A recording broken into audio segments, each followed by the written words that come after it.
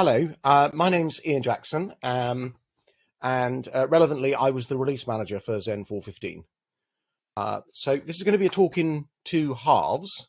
Firstly, I'll present a retrospective of the 4.15 release with some data in the hope that we can learn from what went well and badly. And secondly, I'll give my perspective on the role of the release manager and how I made my decisions. I'm hoping this will help future release managers, both directly and by enabling contributors to better support the release manager. I won't be going through all the cool features that went into the 4.15 release, so this is the wrong talk for finding out how awesome Xen is. There's loads of talks about that. That's not because all the work that's done on Xen during the open development period isn't important. It's actually probably where most of the best work gets done. But today I'm talking about the process of actually getting a release out. And I should say that I'm going to focus a lot, especially in the retrospective, on what could have gone better. That's the nature of learning. Also, it's kind of my approach to things. But before I get on to that, I wanted to say that I think overall things went well. The release quality was good. The schedule was quite tolerable. So thank you, everybody who helped make Xen 4.15 a success. So onto my retrospective data slide. Many of you won't have seen a chart like this before, so I'll talk you through it.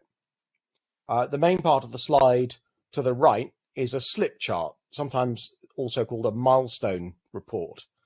Real time runs up the vertical axis on this one, and projected time runs from left to right. Each of the major release milestones is represented as a vertical line. That line relates each actual time on the y-axis to the then expected time of that event on the x-axis. The diagonal line is the present, dividing hopes of the future in the blue hatched area from the past, the blank area, to the upper right. So, for example, in early February, I decided to delay the code freeze by a week. The vertical line for code freeze moves right by 1 week at that point. Not sure if I can point to that. Here we are, right about there. The very rightmost line is the projection over time of the eventual release date. You can see how the release date got pushed back, particularly towards the end of the process. Just for context, the blue hatching are weekends, and the dates marked on the vertical axis on the right are the relevant Fridays. I should also probably explain the left-hand side of the chart. This shows the number of commits on each date and whether the commit contained a release act by in the commit message.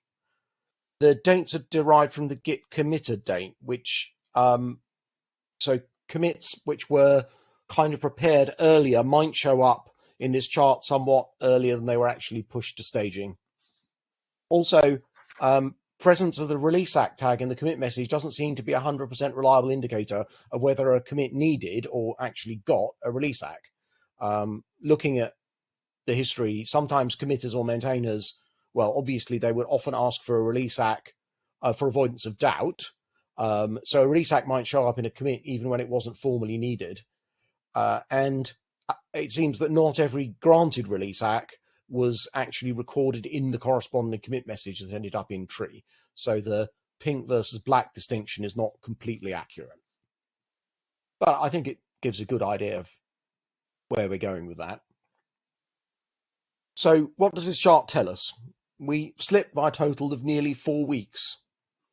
Some slip, I think, is okay.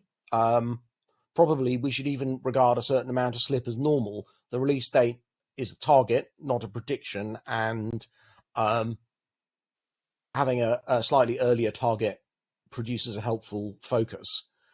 But 4 weeks is perhaps rather too much. One answer is that perhaps I should have just been less optimistic and just, projected a later release date right from the beginning. But I think there are also two things that stand out from this chart and from my review of the commits during the freeze, particularly the later part of the freeze. Firstly, as you can see from the chart here, this little bit here is where I planned to branch the 4.15 stable branch, and this actually happened about a week later. Um, I think that slipping that was probably a mistake on my part. I was overly concerned about possible divergence between the 4.15 stable tree, and also I was particularly concerned that branching might allow a shift of focus away from the remaining 4.15 blockers. But delaying branching doesn't actually seem to have helped with those blockers. At least it didn't get them unblocked. So probably it would have been better to branch earlier. The second thing that stands out is that in this chart, around the time of the slippage late in the cycle, you can see there's a flurry of last-minute code changes just before RC5. I looked at those commits and the email chains, and it looks to me like that flurry was a result of me asking for all of the commits that wanted to be in 4.15 to actually go into the tree. And quite possibly if I pushed that earlier, those commits might very well have been ready earlier and committed earlier. I don't know that for sure, but it seems like it might be that way. So maybe a bit more pressure there would have helped. There was also a key blocker, the x86 HPET legacy replacement mode problem. This was outstanding for a considerable time. I don't have it on the chart here, but it was known about for, I think, 4 weeks, 6 weeks, something like that. And it took a long time to get anywhere near a resolution. Eventually, I exercised my authority as the release manager to insist on a partial revert of a commit that was causing a regression on existing systems. And the result of that was that 4.15, well, the regression in 4.15 was fixed on existing systems, but at the price of requiring a command line option to boot on newer systems. That, I think, still was the right decision, particularly given how late things were getting. But I think it would probably have been better to look at that issue earlier, particularly if I had taken a keener interest in it earlier. I should also briefly mention the about 20 commits right before the release. The pink non-release act ones are the ones that were part of the release process itself, version changes and so on, so they're not really of interest. The black release act commits are commits to the in-tree changelog. This was part of our efforts to collate the feature list for Xen 4.15 for putting into the release announcements and so forth. And that turned out not to be so easy. We had to do some archaeology. George, the community manager, did most of this work and maybe can tell you more about it. Didn't seem to be entirely straightforward. We're kind of hoping that in the future, the in-tree feature documentation will be updated as features are added during normal development. And so this hopefully won't have to be done by post hoc searches and inquiries during the late part of the release. But from the release date point of view, these changes didn't put the release at risk. There was enough time to make them, and they're just documentation, so they didn't risk introducing bugs or anything. During the release, I needed to track blocking issues. Don't seem to be able to. Oh, here we are. Right, yes. So I did this by ad hoc email, soliciting input from the community via the mailing list. And you can see an example of one of my resulting announcement mails there. I found this very awkward. The whole arrangement was insufficiently structured. There was a fair amount of manual work for me copying and collating information. It also, I think, provided too little structure for the information contributions from the community, from other developers, who the arrangement of just being able to email me with their kind of views didn't force them to categorize their answers to my questions in a systematic way.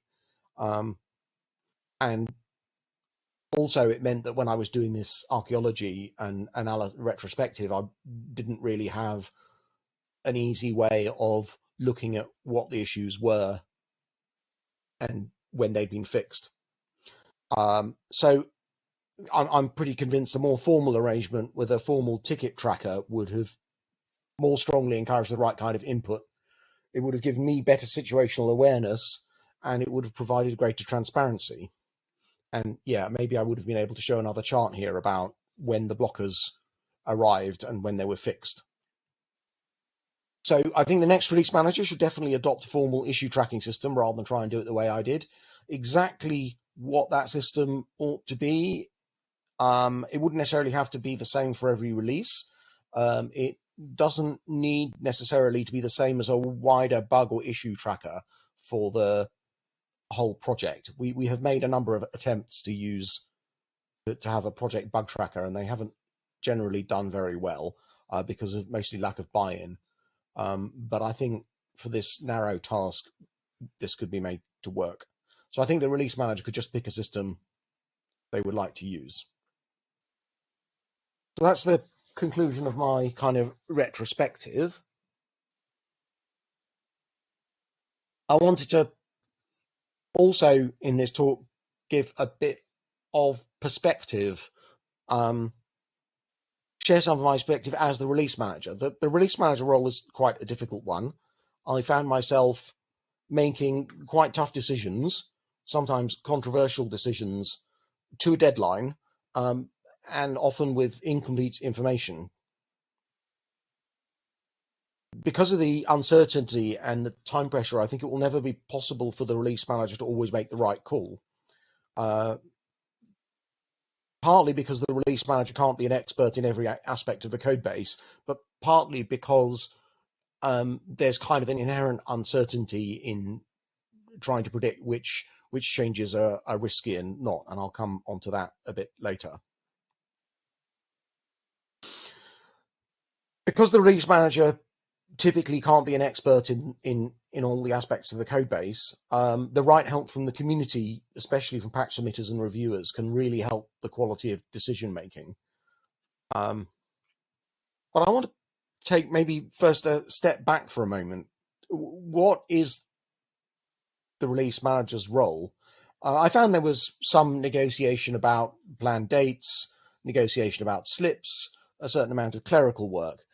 But the biggest and toughest part of the job is granting or withholding release acts.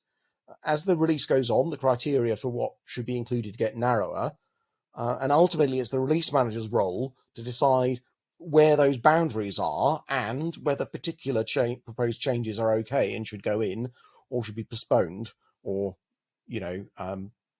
reworked to be less risky. So to a large extent, and people, this is kind of a truism, there's a trade-off between quality and features and timeliness, and the release manager is kind of arbitrating those trade-offs. But often, as is generally the case with trade-offs, we can do better than simply sacrificing one virtue for another by trying to apply a level of sound judgment to the question. I found there were two key aspects to these judgments. The first is neutral, uncertain, but neutral. It's a risk assessment. I mean roughly the same thing as a risk assessment used in competent safety management. The basic principle is to consider all the things that could go wrong, for each of them assess their likelihood and the likely consequences, and possibly come up with some way to mitigate each risk, and then conclude whether the remaining risk is acceptable. In the context of the release manager's decisions, the risk is to be weighed against the benefits of the change. Now, the benefit is usually relatively clear and can be well articulated by the proposer. Assessing the risk is much more difficult. Inevitably, we're talking about uncertainty. Often we're trying to guess what the things are that we don't know, the unknown unknowns. The proponent and author of a patch naturally believes in it and can sometimes find it difficult to step back and consider all the things that might go wrong. So it's not easy, but when a risk assessment is done well by someone with the right knowledge and an appropriately paranoid frame of mind, it can be an excellent tool for minimizing the risks, especially towards the end of the release when we want to be extra cautious. A change with a convincing risk assessment and diligent mitigation looks to the release manager like a much better bet. Often the release risk assessment and even the cost-benefit analysis is relatively neutral in the sense that the users who risk experiencing bugs from a bad patch late in the release cycle are the same users who were the intended beneficiaries of the patch. So it's just a question of considering what is best for those users. But not every decision is like that. Often there's a trade-off between the interests of different user and developer communities, and that's the second major aspect to the release manager decision-making I found. In the simplest example, taking a risky patch late in the release cycle to fix a bug affecting a particular set of users might delay the release for everyone else. Likewise, delaying the release waiting for a resolution to an awkward bug negatively affects those users on platforms where the bug is irrelevant.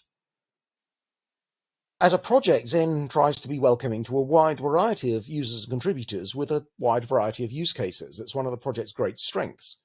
That makes it particularly important for everyone to see that these decisions, which can be tough, are being made fairly. The most obvious tool for the release manager here is the release schedule.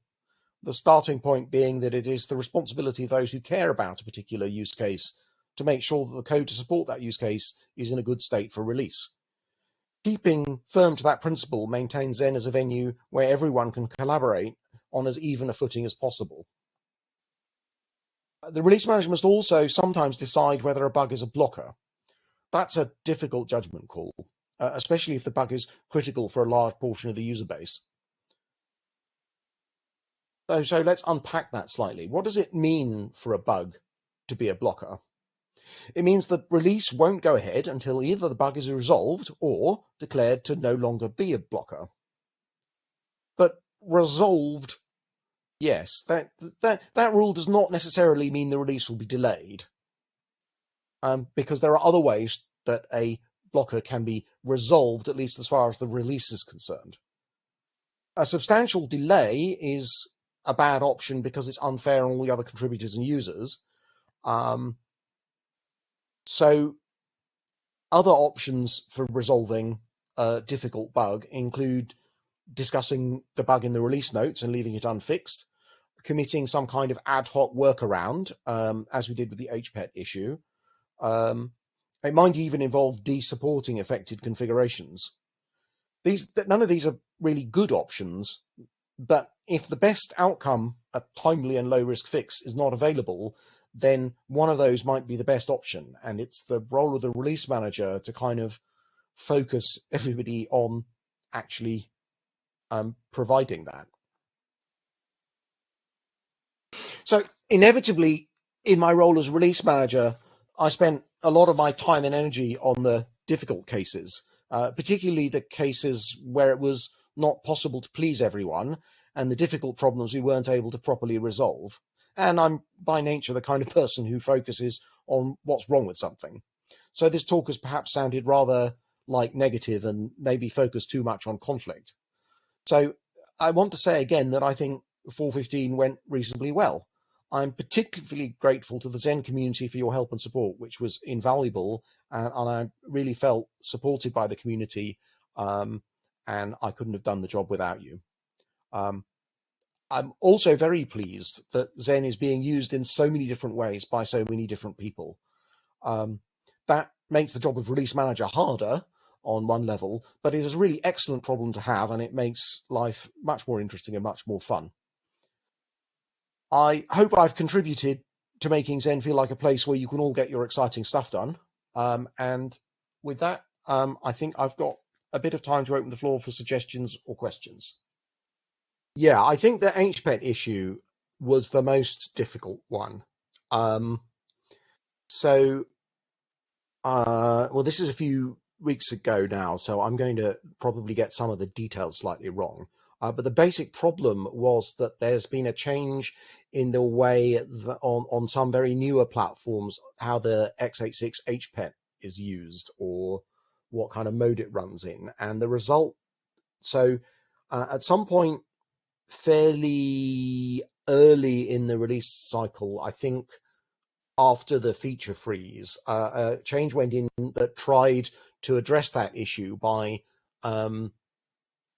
using the new method on the new hardware and the old method on the old hardware. But the experience was that it didn't work properly, and on a certain systems, Xen wouldn't boot anymore, and it would like fail in an unpleasant way.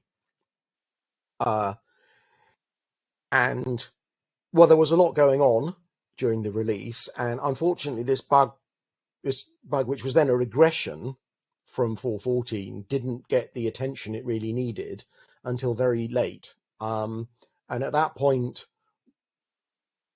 quite late in the release process, I was still being told by the person whose patch it was that had the regression in it, that they still needed to investigate the issue, and what they wanted was to put in to delay things while the patch would be further reviewed. And I felt that things had already gone on too long,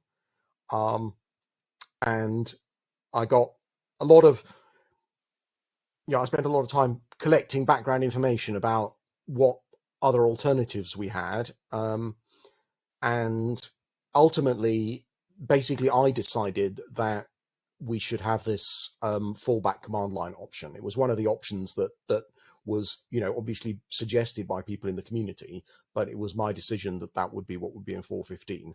I think that was the right decision. The consequences for the people who are adversely affected by this lack of feature are the people who are putting Xen on new systems, and the error message you get when it boots is relatively clear, and you can just fix it by adding this command line option.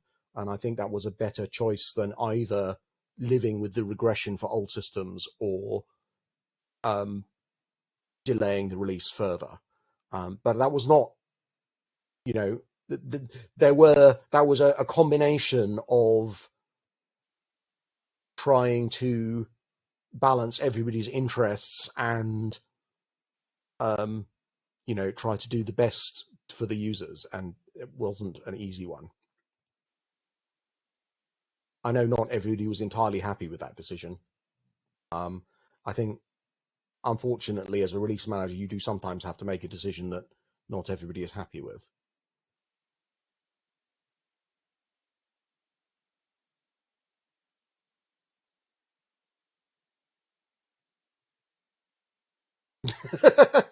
Thank you. Well, it's nice to hear that. I felt a lot better about that actually when I saw it, the impact described in the release notes.